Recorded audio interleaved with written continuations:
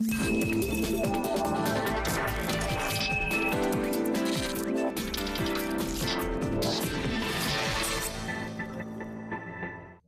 soy Max Kaiser y esto es Kaiser Report desde la maravillosa Canadá.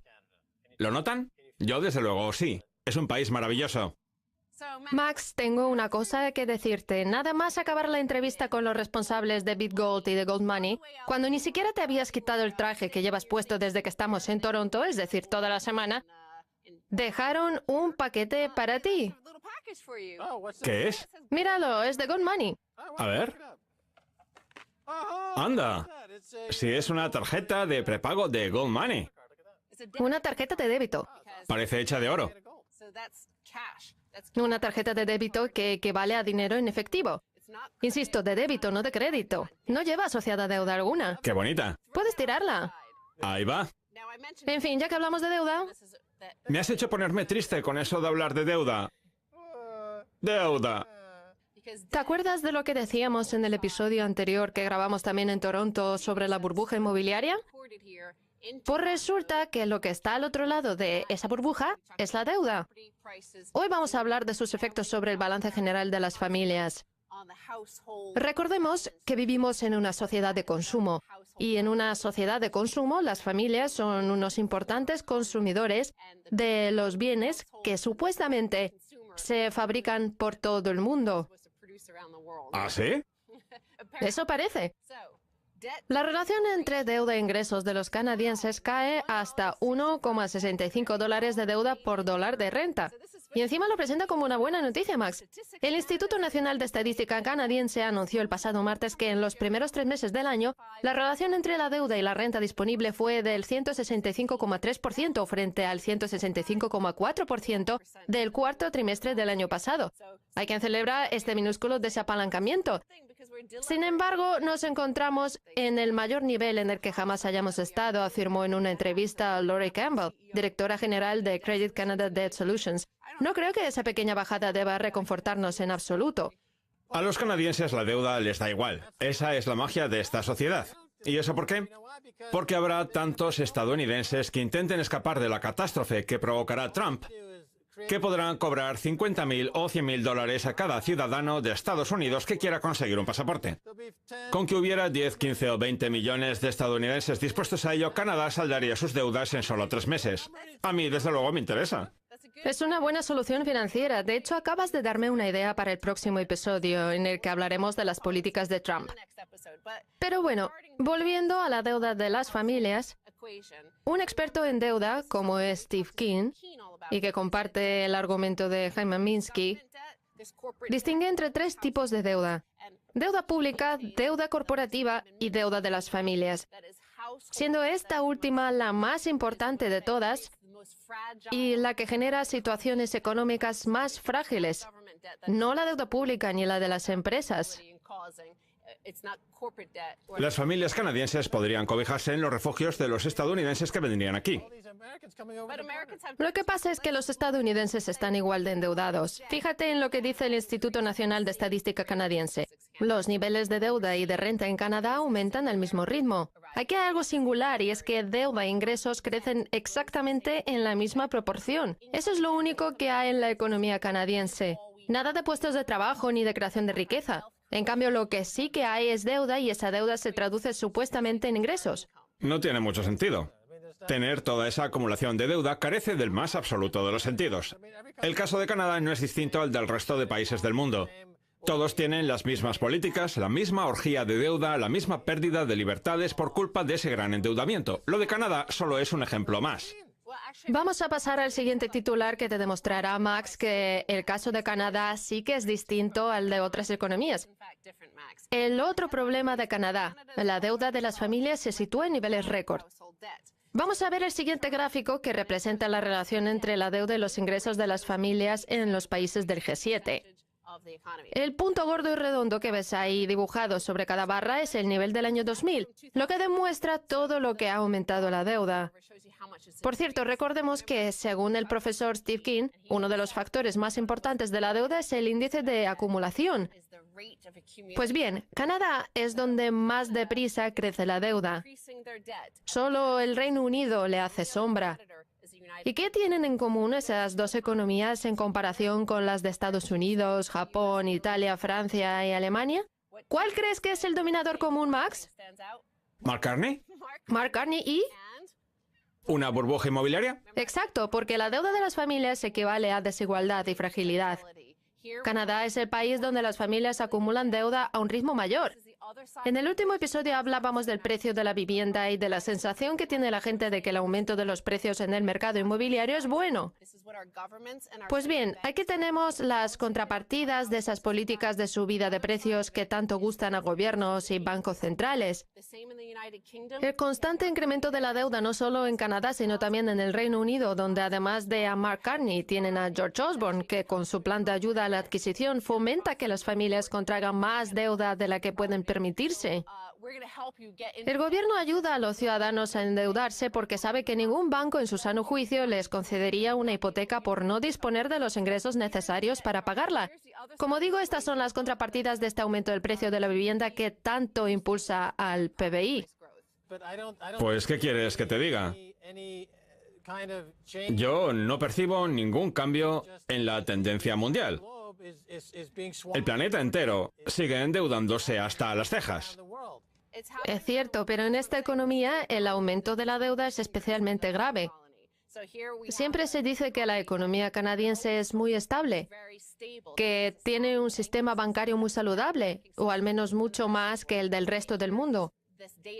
Pues bien, vamos a ver este gráfico sobre la relación entre la deuda de las familias y su renta disponible, que no deja de subir. O sea, que los ingresos de las familias no son suficientes para mantener su estilo de vida.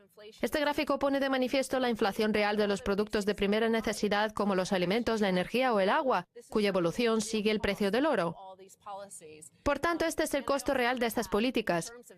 Y ya que hablamos de deuda, quisiera señalar que a pesar de que sus ingresos disminuyen, los canadienses se endeudan con sus propios bancos para comprar viviendas dentro del propio país, contrariamente a lo que sucede con los chinos, que se endeudan igual, pero para comprar viviendas fuera de su país, también en Canadá.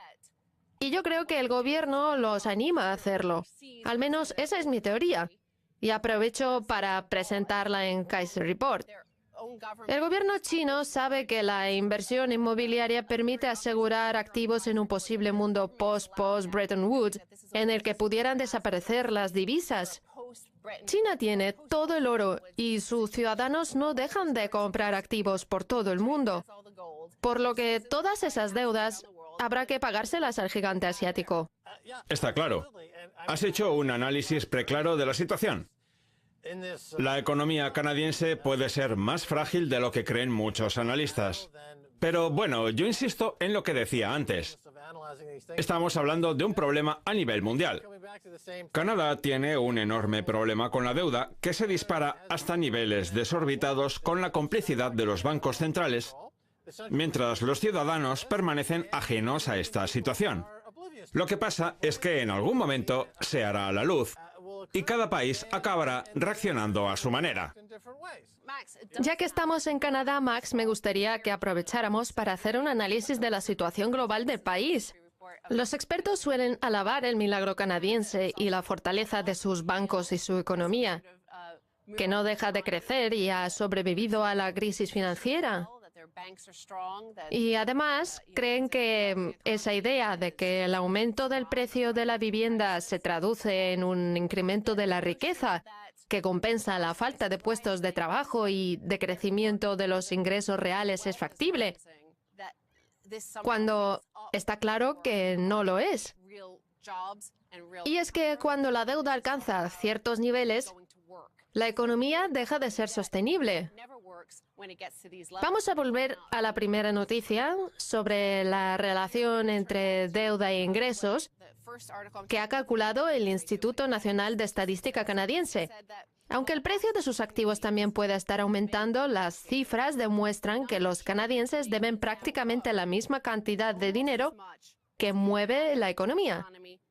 Ya lo vimos en el 2007-2008, cuando el balance general de los bancos superaba con creces el PBI de los países a los que pertenecían, lo cual hizo que hubiera que rescatarlos y que ahora tengamos los intereses en el 0% e incluso en niveles negativos. Ahora nos encontramos en una situación parecida, solo que la deuda que se ha trasladado a las familias es todavía mayor.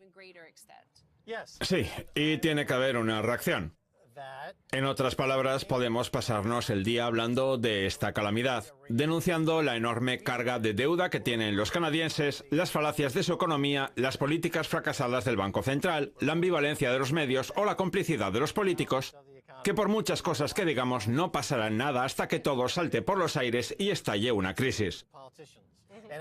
Entonces saldrán y dirán que van a solucionar el problema utilizando las mismas herramientas con las que lo han provocado. Emitirán más moneda, acudirán al FMI y al Banco Mundial y entonces se pondrán a bailar y a cantar. ¡Oh, Canadá! A lavar la deuda toca, porque los Maple Leafs jamás ganarán la copa. No la volverán a ganar nunca. ¡Retírense de una vez! En definitiva, si los instigadores de la deuda, los bancos centrales y los participantes en esta locura quieren seguir endeudándose y desestabilizar su economía, existen sistemas monetarios alternativos como el Bitcoin, Bitgold o Gold Money. Así es. Protéjanse de los banqueros centrales y de sus pérfidos métodos. Los esperamos en la segunda parte con mucho más. No se vayan.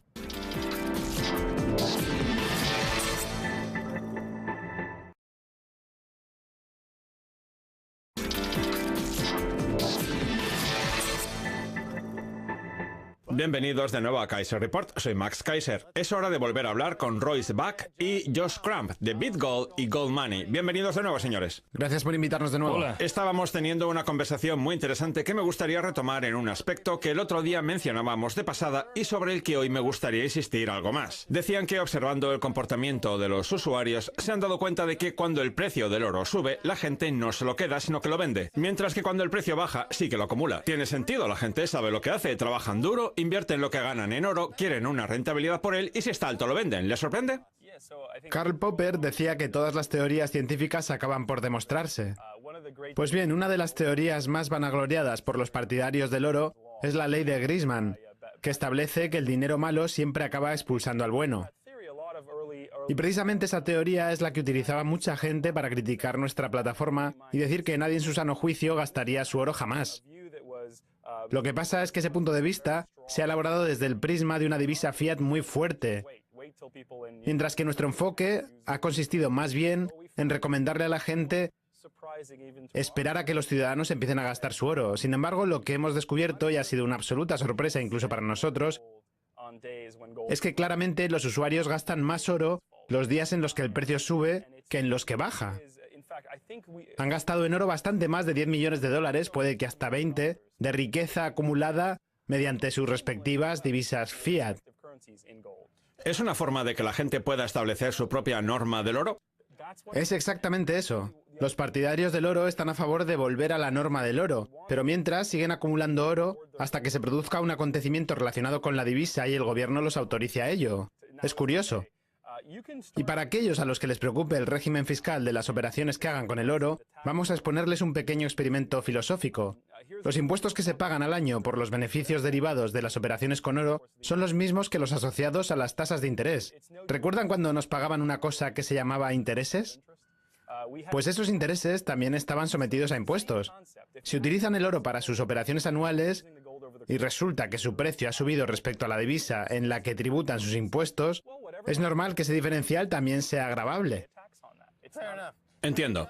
Josh, volvamos a la profunda discusión filosófica que manteníamos el otro día sobre esta extraña inversión del panorama económico y financiero que hace que si una persona tiene una cierta cantidad de riqueza, el riesgo de seguir acumulando y de endeudarse disminuye. Es una locura. Usted ha estudiado mucho el tema. Desde el punto de vista filosófico, ¿qué le parece? Bien, ese grave problema de desigualdad fue una de las razones por las que creamos esta plataforma. Hemos llegado a un punto en el que los ricos se les paga por utilizar su dinero. Tarjetas de crédito sin intereses, millas por volar, estancias en hoteles de lujo, viajes por todo el mundo en primera clase, todo eso por utilizar su dinero.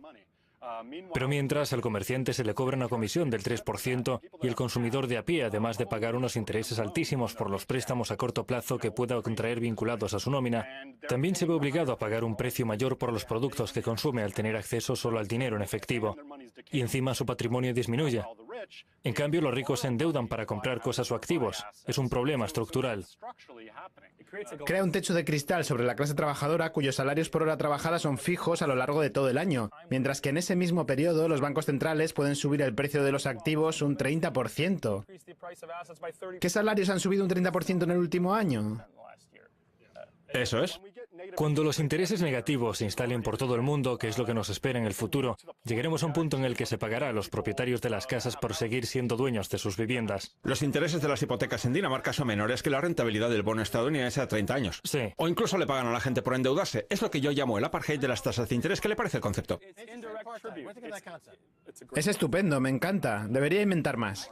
Gracias, Roy. Le estoy dando un montón de buenos conceptos. Ya sé que debería inventar más. En fin, siga.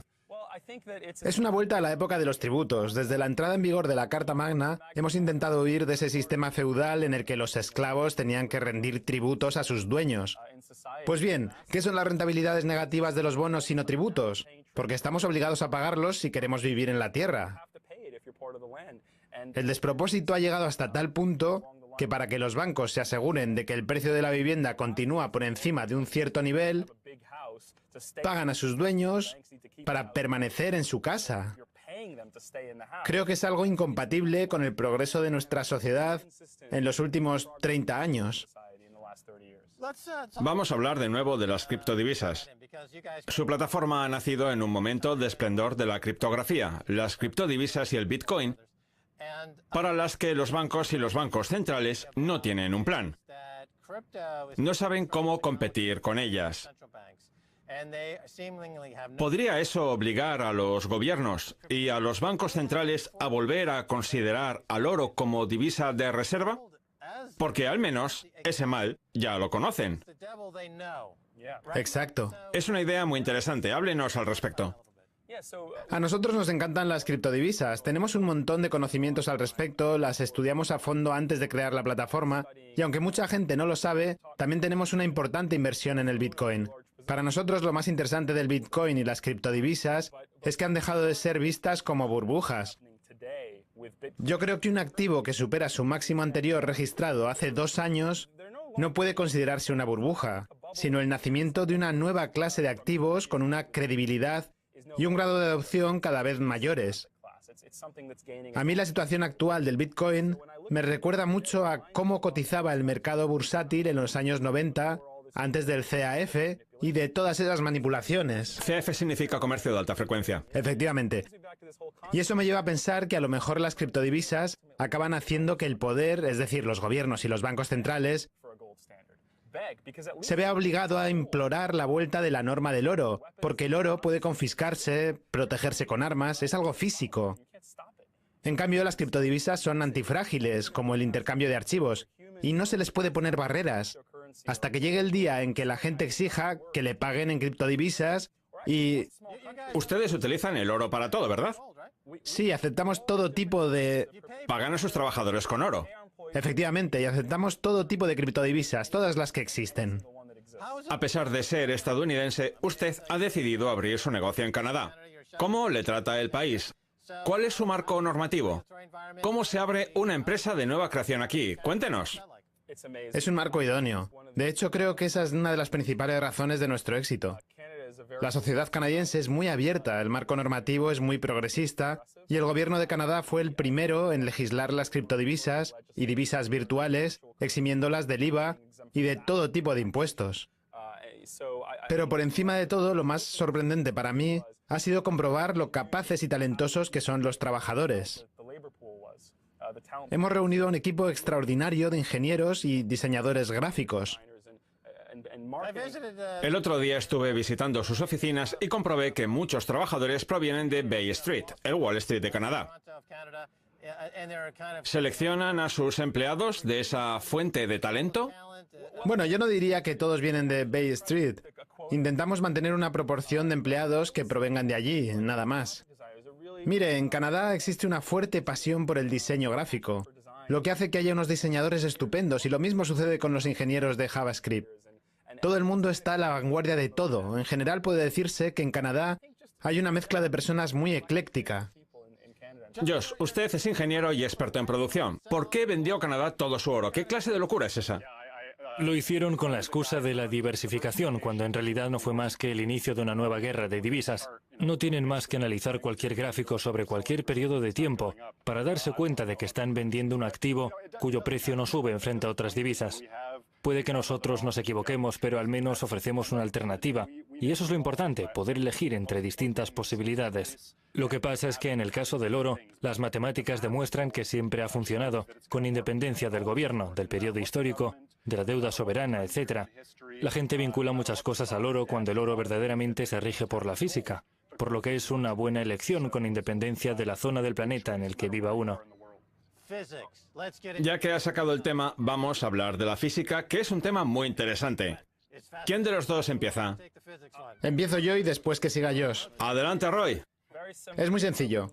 Vivimos en una realidad objetiva y física gobernada por una ley natural y una ciencia muy bien articulada alrededor del concepto de los elementos, que empezó seguramente con Aristóteles y que alcanzó su máximo apogeo con Einstein. La ley natural consta de 92 artículos fundamentales, eso tan aburrido que estudiábamos en el instituto y que se denomina elementos químicos. Pues bien, todo lo que existe en el mundo real, incluido el ser humano, es un compuesto o una organización formada por esos 92 elementos. El problema de los elementos es que tienen un enemigo llamado oxígeno, que genera vida, y 84 de los 92 elementos tienen ciclos de vida. Se pudren, se evaporan, se deslustran y mueren. Igual que la leche tiene una fecha de caducidad, a los elementos les pasa lo mismo. La excepción está en esos 8 elementos que conocemos como metales nobles, que por algún motivo, desde el nacimiento del universo, no se mezclan para formar moléculas y compuestos, ni siquiera con el oxígeno. Son básicamente inmortales. Ese es nuestro punto de origen. El iridio, el osmio, el oro, la plata, el platino y el paladio. De esos 8, hay 4 muy raros que se descubrieron demasiado tarde y no se han empleado demasiado, pero los otros 4, el oro, la plata, el platino y el paladio, sí que podrían haberse convertido en dinero todos ellos. Voy a dejarle a Josh que explique por qué y por qué finalmente decidimos que el más adecuado para representar la función del dinero es el oro. Nosotros tenemos una teoría sobre el oro, la prueba energética de valor. La economía es un sistema complejo con unos determinados índices de deterioro de la información y de entropía energética. Pero al final lo que uno quiere es que el dinero le dure. Y lo que más circule, lo que más sirva para establecer el precio y la cotización de las cosas, será lo que más dure. Es cierto que el oro requiere mucha energía para producirse, pero una vez producido, dura para siempre. Es una tecnología permanente, por así decirlo. Se produce una vez y ya dura para siempre, mientras que un sistema operativo está sometido al deterioro de la información. Vamos, que el oro es una buena señal de precios respecto a todo lo demás. Y las joyas serían una tecnología. Es una cartera. Las joyas no se han convertido en lo que son porque la gente quisiera llevar algo brillante en el cuerpo. Los estudios antropológicos demuestran que las joyas eran una especie de cartera para llevar el oro.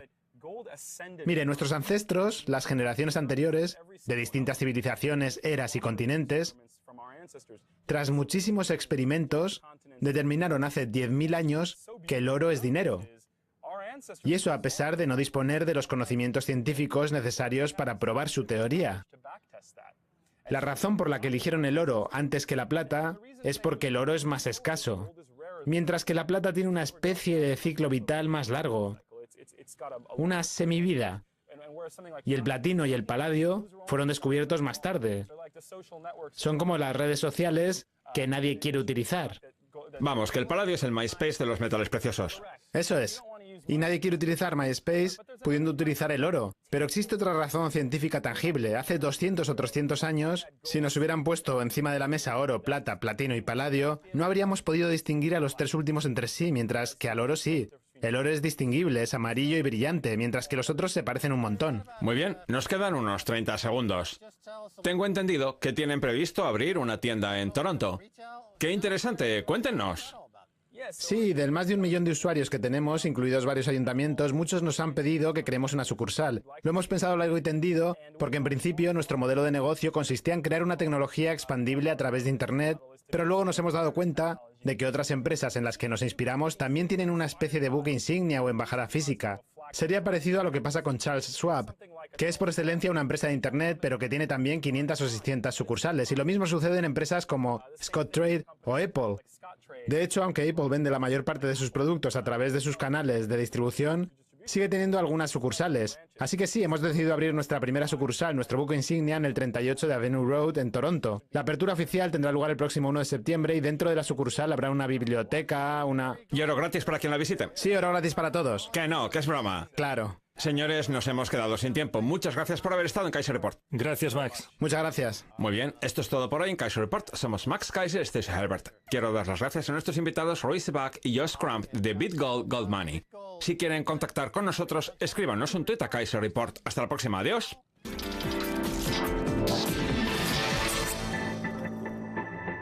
Cae hasta 1,65 dólares de deuda por dólar de renta. Y encima lo presenta como una buena noticia, Max.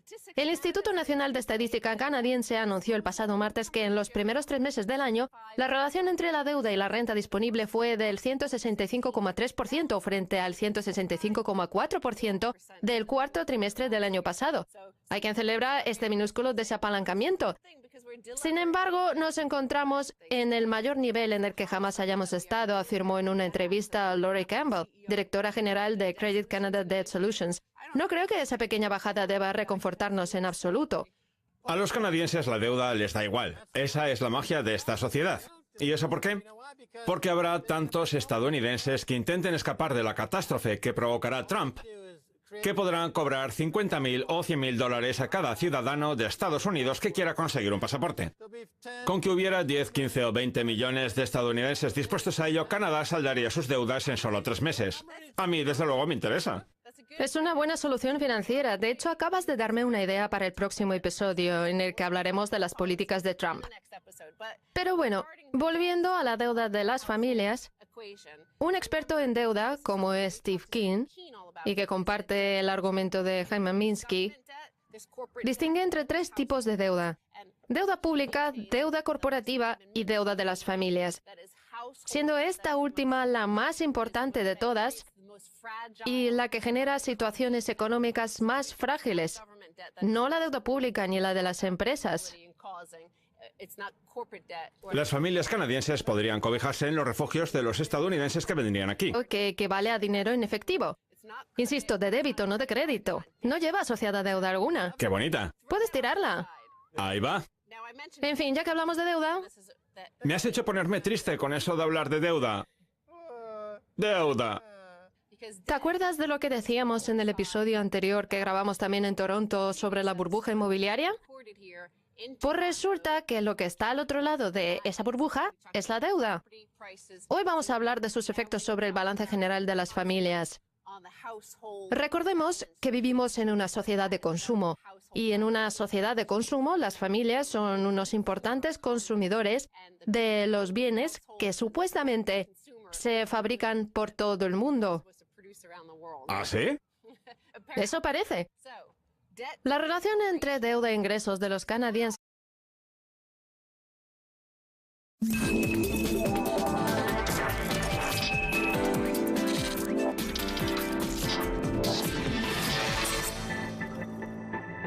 Hola, soy Max Kaiser y esto es Kaiser Report desde la maravillosa Canadá. ¿Lo notan? Yo desde luego sí. Es un país maravilloso. Max, tengo una cosa que decirte. Nada más acabar la entrevista con los responsables de BitGold y de Gold Money, cuando ni siquiera te habías quitado el traje que llevas puesto desde que estamos en Toronto, es decir, toda la semana, dejaron un paquete para ti. ¿Qué es? Míralo, es de Gold Money. A ver. ¡Anda! Si es una tarjeta de prepago de Gold Money. Una tarjeta de débito. Parece hecha de oro. Una tarjeta de débito. Lo que pasa es que los estadounidenses están igual de endeudados. Fíjate en lo que dice el Instituto Nacional de Estadística canadiense. Los niveles de deuda y de renta en Canadá aumentan al mismo ritmo. Aquí hay algo singular y es que deuda e ingresos crecen exactamente en la misma proporción. Eso es lo único que hay en la economía canadiense. Nada de puestos de trabajo ni de creación de riqueza. En cambio, lo que sí que hay es deuda y esa deuda se traduce supuestamente en ingresos. No tiene mucho sentido. Tener toda esa acumulación de deuda carece del más absoluto de los sentidos. El caso de Canadá no es distinto al del resto de países del mundo. Todos tienen las mismas políticas, la misma orgía de deuda, la misma pérdida de libertades por culpa de ese gran endeudamiento. Lo de Canadá solo es un ejemplo más. Vamos a pasar al siguiente titular que te demostrará, Max, que el caso de Canadá sí que es distinto al de otras economías.